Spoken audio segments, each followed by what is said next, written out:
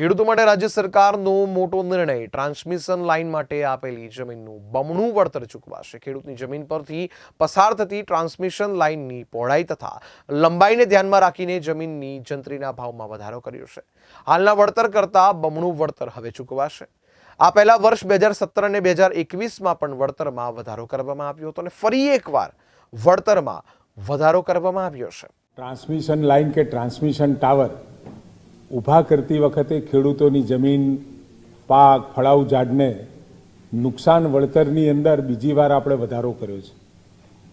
17માં વધારો કર્યો હતો, એના પછી 21માં વધારો કર્યો અને આ વખતે ટ્રાન્સમિશન ટાવર ઊભા કરતી સમયે નુકસાન સામે સરકારની જે પ્રવર્તમાન જંત્રી છે એના દરોમાં 200% લેખે વળતર ચૂકવાશે।